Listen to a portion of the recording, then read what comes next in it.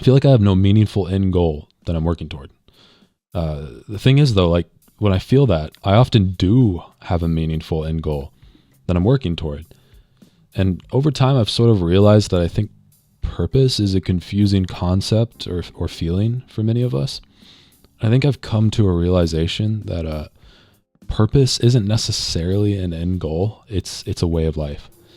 So yeah, about 3 or 4 years ago, while I was in college, I started to work towards this goal of getting overseas. I wanted to get overseas to teach or to work or something along those lines, just to broaden my horizons, something to aim for. But I came to feel like I had a purpose in Japan. So I started working toward that goal. I had this really solid end goal that was sort of motivating to get through the drudgery of college and everyday life.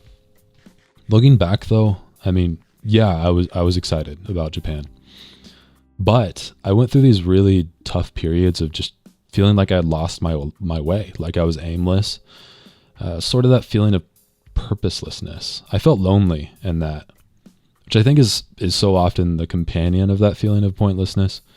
Anyway, so looking back, now I'm graduated. I'm going to move to Japan in the somewhat immediate future. Actually, it's pretty exciting. But once in a while, I'll struggle with feeling lost and aimless and lonely and that. And looking back, that sort of helps me to realize that feeling purposeful or satisfied does not necessarily mean having a strong end goal to go out and accomplish. Hear me out. I know, like we've been taught the opposite our entire lives, right?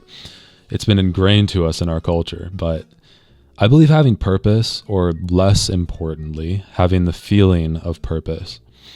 It's not all about feelings, my friends. Don't let Western culture deceive you. Anyway, I believe having purpose is not just about the end goal, but also how we live our lives. Being purposeful is a way of life. Now, I am a man of faith in Christ and in God, but I realize that many, if not most of you, do not have that sort of faith. So my answer to how to be purposeful would sort of overflow from this idea or concept that I have accepted, which is friendship or relationship with our Maker. But for those of you who aren't there, my advice is this: live up to your humanity. I believe that our purposefulness, our way of life, involves living up to who we are, to our nature. So Aristotle, I love philosophy. So I'm going to geek out for a second here. That old Greek philosopher, right, believed that people were political animals. In other words, he believed that, we were designed to live in communities and to contribute to our communities. And I agree. I think just looking out in the world, our basic nature is one of altruism and socialness, if you will. We are social, altruistic animals. So here's my thing, all right? Go for your end goal. Make it a good one, not just self-serving, something worth doing. Yeah, make an end goal and go for it. That's good. Thumbs up. But you might still struggle with not feeling fulfilled or not feeling satisfied or purposeful, if you will. I believe as you're going about your mission to achieve your end goal, you have got to plug into community, and to give selflessly. And here's my little catchphrase. You've got to be selfishly selfless. I know, so corny, right? So cheesy. But I think it's true. You've got to be selfishly selfless. So, when I help a friend through problems, or I serve at a soup kitchen, I give food to the homeless, or I stop and have a conversation with some stranger while I'm on a walk, when I compliment the Dollar General employee after I get a Monster, I feel amazing. I feel purposeful, like I have a point in life, like I'm not lost anymore, I'm not lonely. And when I make these sorts of contributions, quote unquote, habitual, like, I sign up to serve at, the soup kitchen every Tuesday. Or I volunteer to lead a Bible study, if you're a person of faith, every Wednesday. I just feel happy. Like, it's not something like video games or, career-driven ambition have ever been able to make me feel. Video games, career-driven ambition. When they get unhealthy in our lives, those things often draw us like into ourselves. I don't know if you guys have noticed that, but like when I'm really obsessed with a game, or I'm really worried about like lining up the next job or moving up in a job, whatever, I kind of draw into myself. I kind of lose focus of the people around me when I'm obsessive about it. Here's my thing. When they get unhealthy in our lives, those things, they draw us into ourselves, and we want to accomplish things in isolation, just for our own personal enjoyment, like social isolation. And yeah, that does give me, momentary pleasure, instant gratification, but it doesn't, even with career like stuff, that's not necessarily instant gratification, but it doesn't usually give me long-term satisfaction or joy or contentment, right? Like, I don't know if you guys can relate to that, but that's how I feel. So again, we're social creatures, giving creatures, we're political animals, if you will allow Aristotle's label, which I think is a pretty good label. So when we are selfishly selfless, when we're giving and contribute to other people's welfare or goodness, I think that is when we are truly satisfied. That's when we lose that feeling of purposelessness, or at least in part, right? It's funny, I think that feeling of purposelessness has only grown over the decades. And I think that's because we have grown more and more self-absorbed, at least in America, the United States. We get our quote-unquote joy from a TV show, a video game, our career, a pay raise, and we tend to forget the community that we're in. So, a few generations ago, we I don't want to speak for everyone, but I feel that many people didn't really struggle with that feeling of purposelessness. They knew what they were setting out to do, and they felt pretty satisfied in that.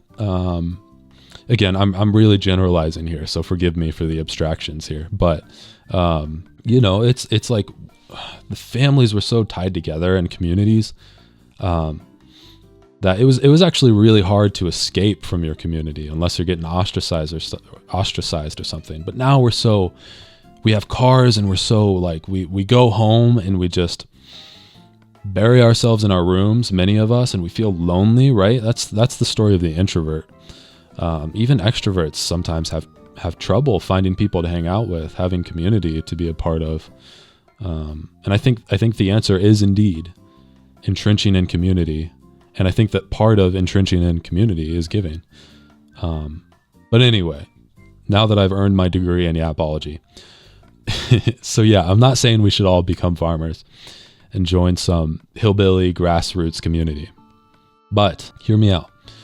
Maybe if we took a bit of that mindset, stopped isolating our goals and enjoyments within our own little bubble, maybe if we lifted up our heads and looked around at the people around us and, pinched in some case, or in some way, I should say, maybe we wouldn't feel so lost, Maybe that feeling of purposelessness would abate a little. What do I know, though? I'm just giving this life thing one step at a time. I'm figuring it out. And, I enjoy a good 3-hour gaming session just like anyone else. I enjoy a good series just like anyone else. By the way, Mob Psycho 100, the first 6 seasons of The Walking Dead, Better Call Saul, Hunter x Hunter, or Hunter x Hunter. Those are some excellent shows, so you should go watch. Anyway, I'm not trying to get rid of all these things forever in my life, but I think they should probably take second place to all my extra work activities. Not to say that I can't have a rest day, but I should have a community that I'm a part of and that benefits from my presence. So yeah, I got my end goal. I'm going to Japan. But in the meantime, that feeling of purposelessness isn't just going to disappear. I think as a human, a social animal, I'm better off being a part of a community. So I really want to be intentional about that. I have started to create habits and to create situations where I am a part of a community, and it's really helped a lot. I'm happier. I feel more satisfied. I feel less of that lost feeling, that purposelessness. So yeah, chase your goals, Make them big, make them meaningful, but don't fall into the trap of thinking that purpose is only found in some far-off achievement. Purpose isn't just about where you're going. It's about how you live right now. Plug into community. Give selflessly. Be selfishly selfless. Because at the end of the day, I think that real satisfaction doesn't come from isolating yourself and ambition or distractions. It comes from being part of something bigger than yourself. Maybe that's why so many of us feel lost. We're looking for purpose in the wrong places. But if we lift our heads, step outside our little bubbles, and start making a difference, however small, doesn't need to be big, we might just find that purpose was never missing. We just weren't living it.